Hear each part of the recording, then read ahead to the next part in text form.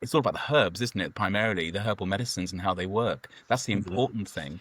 People can come at this in all sorts of directions.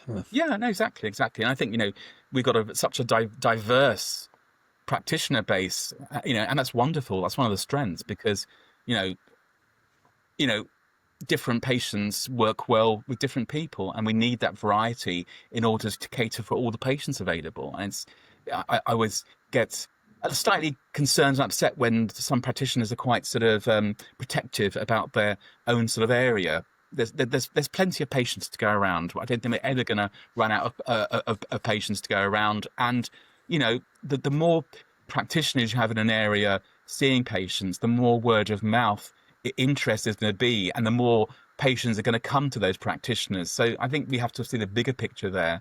And the same with consultants. I actually get some referrals, or not referrals because doctors aren't allowed to refer, but they recommend patients come and see me for supportive measures. And it's I find that quite reassuring. I think the patient finds that reassuring as well. Yeah. It's often they start with their families and work from there. Exactly.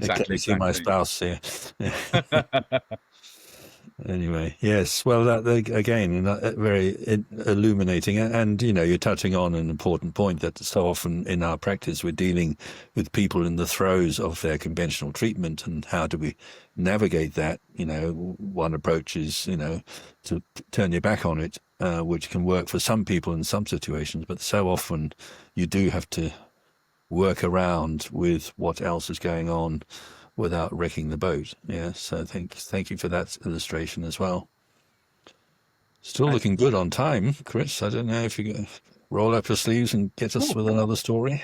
Well, I think you mentioned about working with oncologists, which can be quite complex at times because obviously a lot of them don't have any training at all in anything. Well, as most doctors don't, in nutrition or diet or herb medicine wise.